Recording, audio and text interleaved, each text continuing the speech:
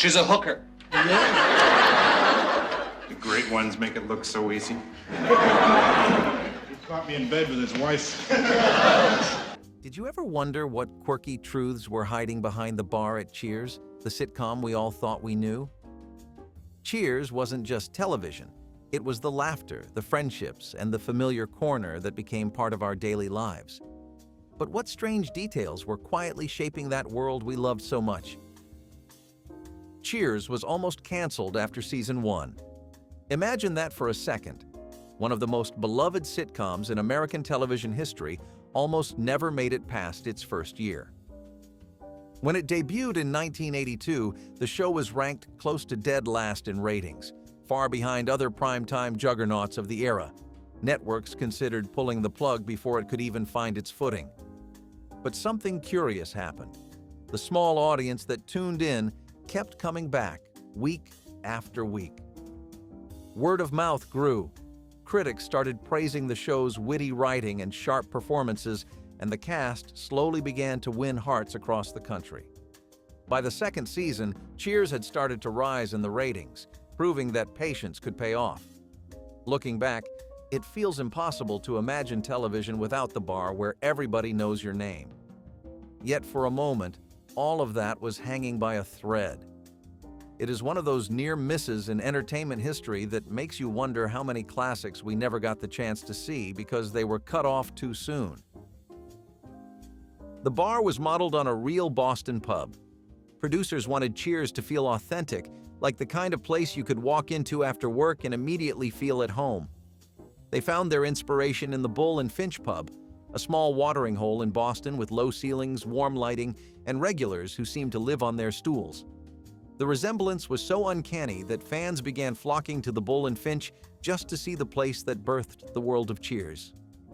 Over time, the pub itself transformed into a tourist hotspot, eventually renaming itself Cheers to fully embrace the connection.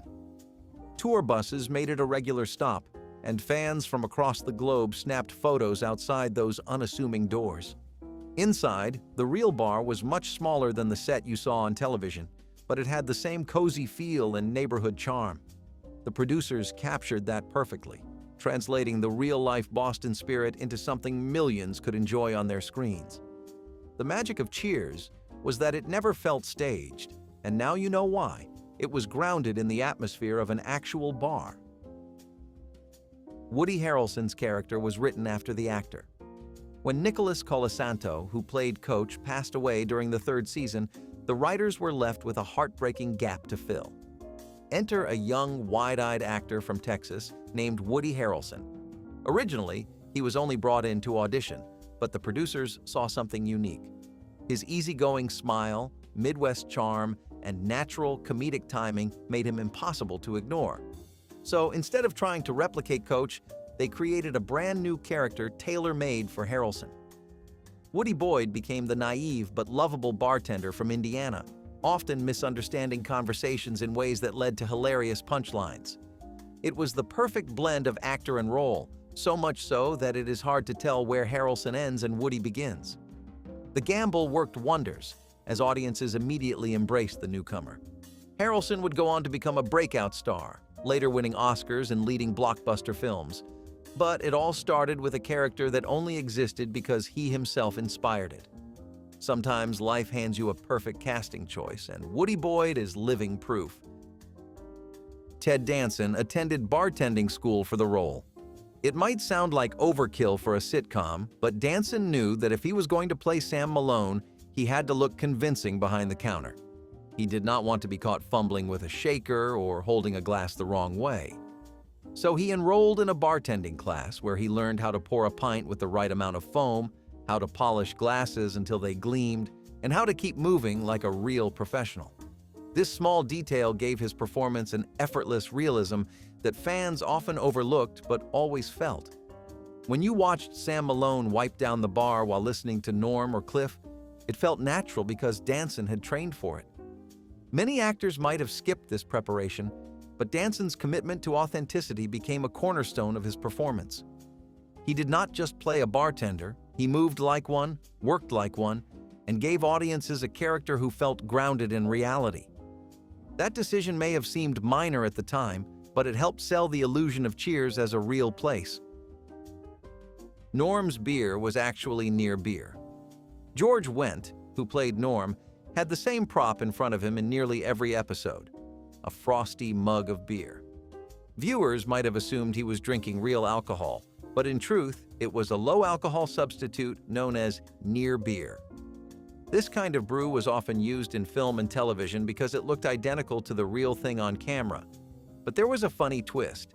Even though near beer had very little alcohol, drinking mug after mug during long tapings sometimes gave Wendt a noticeable buzz. He joked about it in interviews, saying that by the end of filming, he felt like he had been out for a real night at the bar.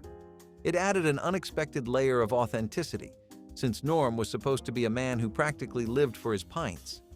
What audiences never knew was that the laughter might have been fueled, at least a little, by the prop itself. In a strange way, the near beer gave Norm's scenes an edge of truth, making the character's love for his drink even more believable. The show's cold openings were unscripted at first. Before the familiar theme song kicked in, many episodes began with a quick gag at the bar. These short moments became a signature part of Cheers, but in the early days they were not written into the scripts. Instead, the cast and crew would improvise small conversations or jokes to warm up the audience before the main story began. Sometimes it was a customer asking a silly question. Other times it was a misunderstanding between regulars. The spontaneity gave the show a freshness and unpredictability that kept viewers hooked. Eventually, as the series matured, writers began to script these cold openings more deliberately. But by then, the style had already been set, a slice-of-life moment that captured the charm of Cheers before diving into the bigger plot. It is a reminder that some of the best traditions in television are born not from planning, but from experimentation. The cold opens became so iconic that fans still remember them decades later, proof that a little creative freedom can turn into a lasting legacy. The iconic theme song almost was not chosen.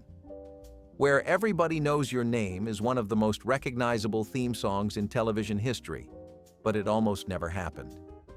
Originally, the producers commissioned a different tune, one that lacked the warmth and charm the show needed. Then they stumbled across a simple demo written by Gary Portnoy and Judy Hart-Angelo. It was not even intended for the show at first.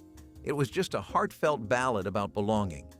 Yet when they paired it with images of historic taverns and old photographs, the magic was undeniable. The lyrics struck a universal chord, the longing for a place where you are welcomed without question. At first, executives hesitated, thinking it might be too understated. But the creative team fought for it, insisting that the quiet sincerity was exactly what made it perfect. History proved them right. The theme became so beloved that fans would sing along as soon as those opening notes played, cementing it as one of television's greatest musical choices. Imagine Cheers without that song. It just does not work. Shelley Long left over creative differences. Diane Chambers was a central figure in the first 5 seasons of Cheers, and her romance with Sam Malone drove much of the drama and comedy. So when Shelley Long announced she was leaving, fans were shocked. Officially, the explanation given was that she wanted to pursue a film career. But behind the scenes, things were more complicated. Long reportedly clashed with writers and producers over the direction of her character, feeling that Diane deserved more depth and growth than the sitcom format allowed. There were also tensions with fellow cast members, fueled by different working styles and expectations. In the end, the split was inevitable. Diane's departure left a massive hole, but it also opened the door for new characters like Rebecca Howe, played by Kirstie Alley, to reshape the show. Looking back, Long's decision may have been the right one for her, but it forever changed the fabric of Cheers. Fans debated for years whether the show lost something essential when Diane walked out of the bar. Kelsey Grammer was only supposed to guest star. When Frasier Crane first appeared in season 3, he was just another suitor for Diane, meant to stir up drama in her on-again, off-again relationship with Sam. The plan was simple: keep him around for a few episodes, then move on. But something unexpected happened.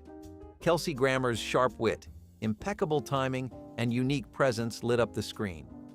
The chemistry between Grammer and the rest of the cast was undeniable, turning what was supposed to be a temporary role into a permanent fixture.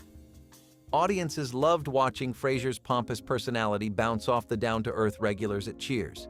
Instead of disappearing, he grew into one of the show's most memorable characters, eventually spinning off into his own massively successful series.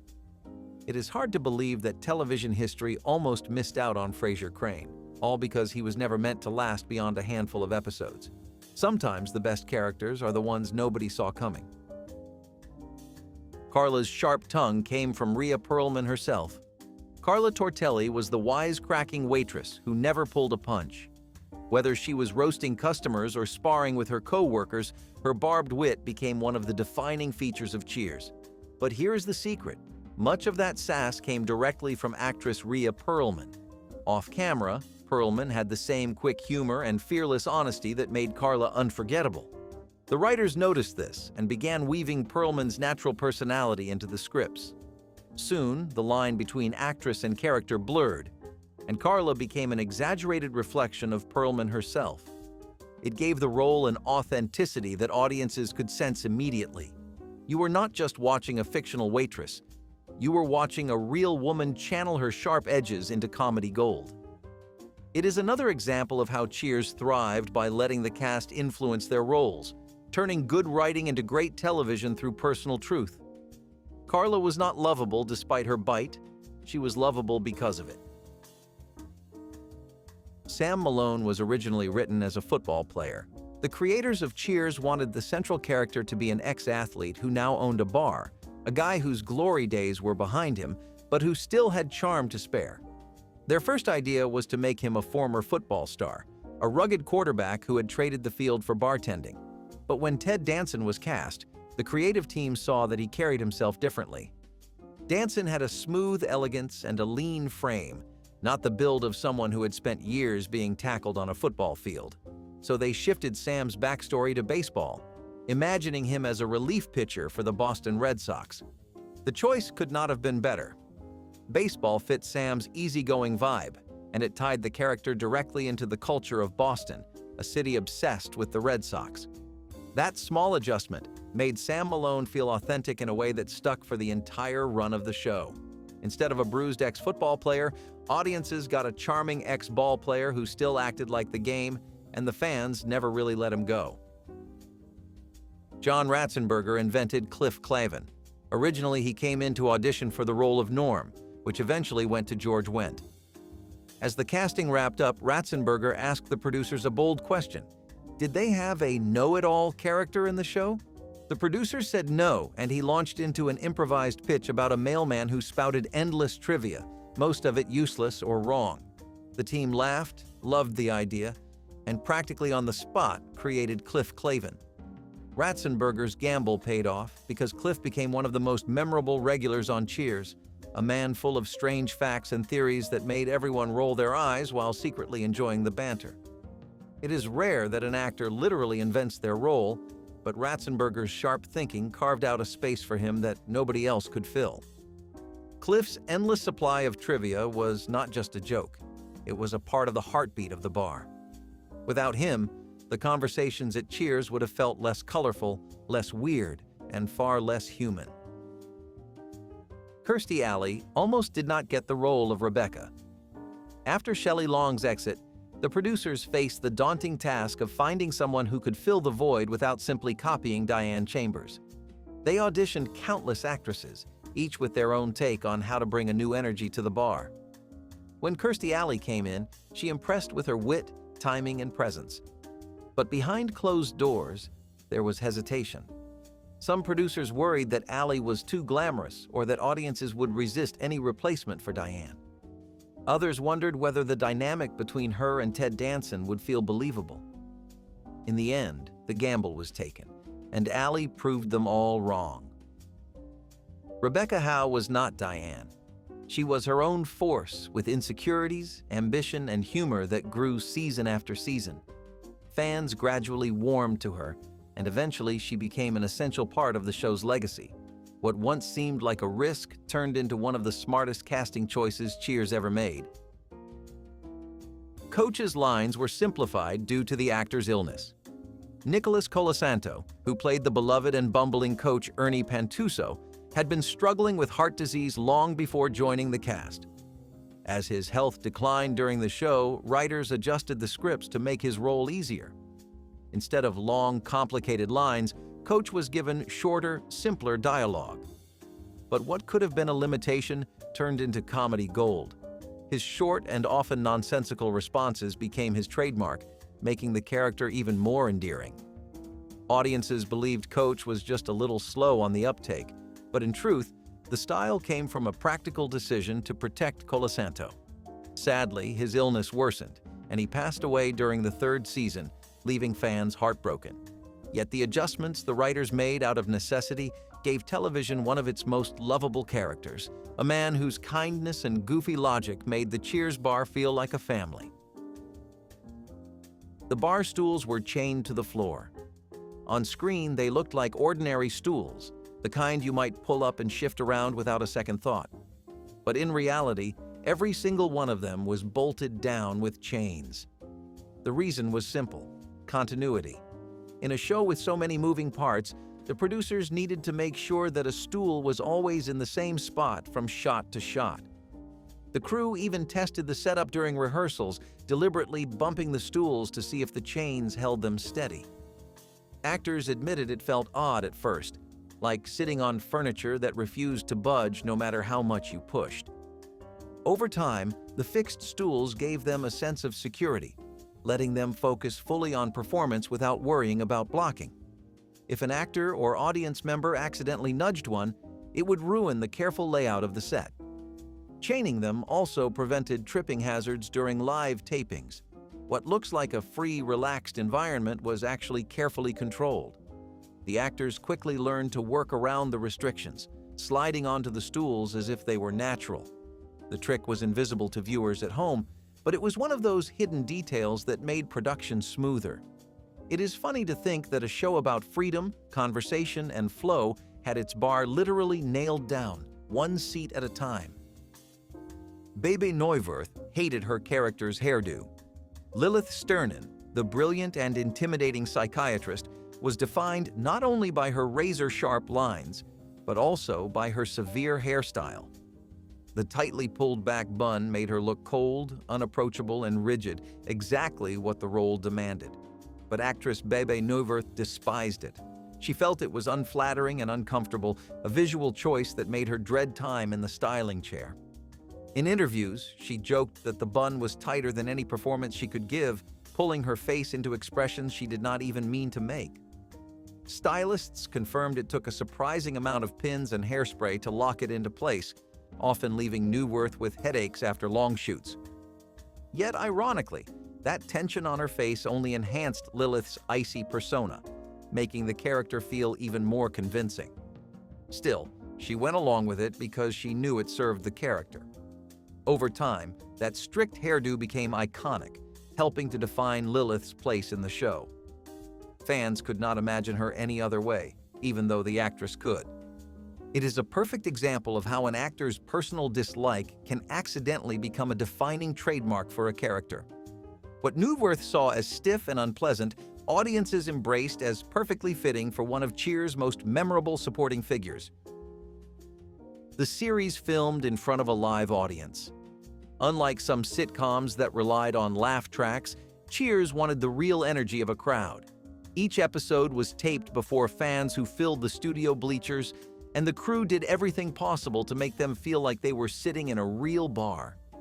They were even served pretzels, just like the patrons on the show, to keep the illusion alive. Audience members often described the experience as part performance, part party, with actors feeding off their laughter and applause. Some fans returned multiple times, turning into familiar faces the cast recognized from the stage. That live connection created a feedback loop, where the actors played bigger and sharper because they knew people were right there with them. The laughter you hear on screen is genuine, the product of jokes landing in real time. This setup created an atmosphere that pushed the actors to deliver their lines with precision and timing, knowing they would instantly feel the audience's reaction. It also gave Cheers an authenticity that a laugh track alone could never replicate. When the room roared, you knew the moment was funny. When it grew quiet, the cast leaned into the tension. That live audience was as much a part of the show as the bar itself, shaping the rhythm and feel of every single episode. Jay Leno auditioned for a role. Long before he became a household name as the host of The Tonight Show, Jay Leno tried his luck at joining the Cheers cast. He came into audition, hoping to land a spot among the quirky characters who filled the Boston bar. Ultimately, he was not cast, with producers feeling his style did not quite fit the ensemble they were building. Leno later admitted he was disappointed, but also relieved, since sitcom acting was not his true passion. His audition still left an impression, as some of the crew remembered his sharp wit and offbeat timing even years later. It became a fun piece of trivia, imagining the comedian who would one day headline late-night television almost tucked into the background of Cheers. Still, it is fascinating to imagine how different the show might have looked if Leno had found a place in it. Would he have been a regular customer like Cliff or Norm, cracking wise with the bartender? Or would his sharp wit have clashed too much with the rest of the cast? In the end, the rejection did not slow him down. Leno went on to carve his own path, and Cheers continued with the cast that became legendary. Sometimes a near miss is exactly what sets people on the path they were meant to take. Cheers was one of the first sitcoms to address gay rights. In the 1980s, primetime television rarely touched the subject of homosexuality, often shying away from the controversy. But Cheers took the bold step of airing an episode in its very first season about openly gay patrons visiting the bar. The storyline showed the regulars grappling with their own discomfort and prejudice, eventually learning that acceptance mattered more than fear. At the time, it sparked debate among viewers, with some praising the bravery and others writing angry letters to NBC. Cast members later reflected on how nervous they were before the episode aired, unsure of how audiences would react. Yet when the dust settled, the show was applauded for handling the subject with sensitivity while still delivering laughs.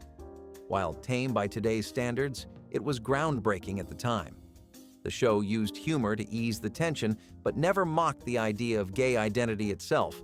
Instead, it challenged viewers to reflect on their own biases, all while keeping the laughs coming. This willingness to address real social issues helped Cheers stand out from other sitcoms. It was proof that comedy could tackle serious subjects without losing its heart. For many fans, it was their first time seeing gay rights even mentioned in such a popular setting, making it a small but important cultural milestone. Norm's tab became a running gag. Every time Norm Peterson walked through the door, the entire bar shouted his name in unison, and almost always he settled into his stool and ordered another beer. But one detail quickly became a joke within the show. How did he ever pay for it? Week after week, Norm kept drinking without anyone ever seeing money change hands. Writers leaned into the absurdity, tossing in lines about Norm's running tab that grew mythical over time. George Wendt, the actor, joked that if Norm ever had to settle up, it would probably bankrupt him. Fans loved speculating about the total, with some guessing it would have reached into the tens of thousands by the end of the series. Bartenders teased him about his mounting tab. Customers laughed at the idea of him drinking on credit, and yet the bill was never settled. It became one of those mysteries that fans loved, a running gag that reinforced Norm's role as the ultimate regular. The man was so much a part of the bar that paying seemed unnecessary, as if the beer simply existed for him. In reality, the writers used it as a light-hearted way to deepen his character and add a touch of absurdity. Norm was every barfly you have ever known, the guy who belongs so much to the place that the rules do not quite apply. The show inspired a short-lived spin-off attempt. With Cheers becoming one of the most successful sitcoms on television, the producers naturally wondered if lightning could strike twice.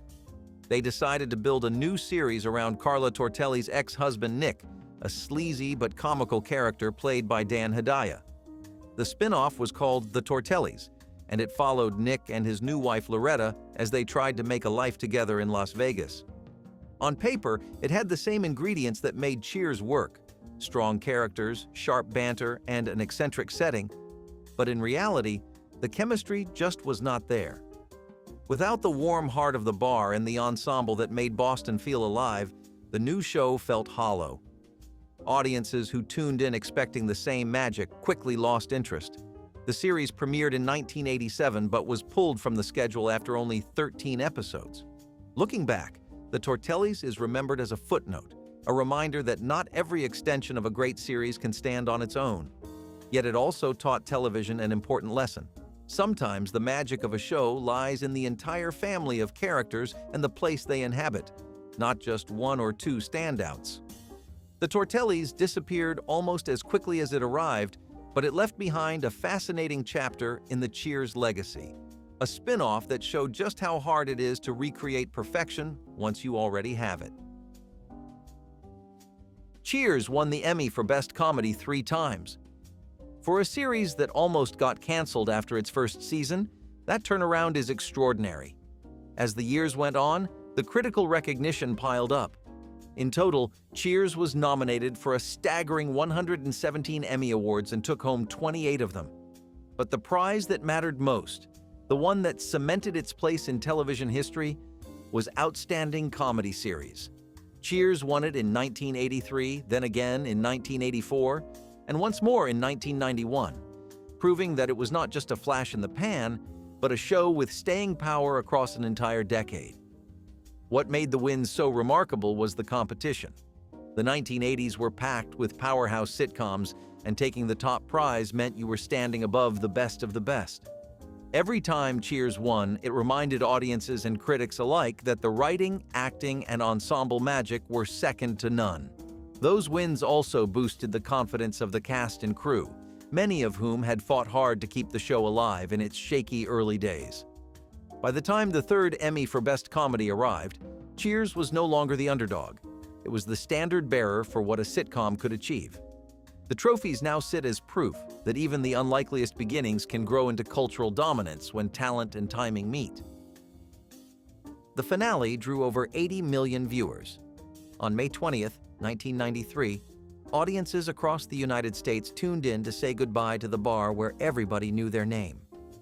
The build-up to the finale was massive, with months of promotion and speculation about how the series would end. When the night arrived, NBC turned the broadcast into a national event, complete with cast interviews and retrospectives. The result was staggering. More than 80 million people watched the final episode, making it one of the highest-rated finales in American history, second only to cultural giants like MASH. The number is almost impossible to imagine today, in an era when audiences are fragmented across hundreds of channels and streaming services. The Cheers finale was a shared moment, one where families, friends, and entire neighborhoods sat together to see the last call. The episode itself struck the perfect balance of humor, nostalgia, and closure, leaving viewers satisfied while still a little heartbroken that it was over. In Boston, bars filled with fans to watch it live, cheering as if they were part of the on-screen crowd. When the credits rolled, television had lost one of its most enduring institutions, but the finale proved just how deeply it had touched the country. Few shows ever managed to end on such a high note, and even fewer draw that kind of audience. Cheers left not just as a sitcom, but as a cultural phenomenon, forever remembered for its perfect goodbye. Sam Malone's bar phone number was real. Fans with a sharp eye sometimes noticed the phone number displayed behind the bar during scenes. It was not just a random prop, it was an actual working line that connected directly to the production offices of Cheers. In the days before the internet, fans who dialed the number were sometimes shocked to discover they could reach someone tied to the show. While you would not get Sam Malone himself on the line, you might end up speaking to a secretary or staff member who worked on the series. Word of this little secret spread among die-hard viewers, creating a small but passionate wave of fans calling in just to feel a little closer to the world of Cheers. For the producers, it was a harmless Easter egg that added to the sense of realism. For the fans, It was like stepping through the television screen into the bar itself. Details like this helped cement Cheers as more than just a set. It was a place that people wanted to believe existed, a real Boston bar with a real number you could dial. Today, it stands as a fun reminder of how the show blurred the line between fiction and reality in ways that made fans feel connected, long before social media or behind-the-scenes extras became the norm. The portrait of Geronimo hit a crew tribute. Hanging on the wall of the Cheers set was a painting of Geronimo, the famous Apache leader. To most viewers, it was simply part of the bar's decor, one more piece of the set that gave the place a lived-in, authentic feel. But to the cast and crew, it carried a much deeper meaning. Actor Nicholas Colasanto, who played Coach, had hung that same portrait in his dressing room during the early seasons. After his passing in 1985, the production team quietly moved the portrait into the bar set as a tribute to him. From that moment on, it remained a permanent fixture on the wall, a silent reminder of the man who had brought so much warmth to the show. Few viewers knew the story, but for the cast, it was a constant presence, a way of keeping their friend close even after his death. Whenever they glanced at the portrait during filming, they knew Coach was still there with them. The tribute became one of those small, unspoken traditions that gave the show its soul. While Cheers made millions laugh, it also carried its share of heartbreak and remembrance. The Geronimo painting is proof of how deeply the people behind the scenes cared for one another. It was more than set dressing. It was a piece of memory, loyalty, and love, framed forever in the place where everybody knows your name. So before you head out, tell us in the comments which weird fact surprised you most, then hit like and subscribe so you will always have a seat waiting for you here at the bar.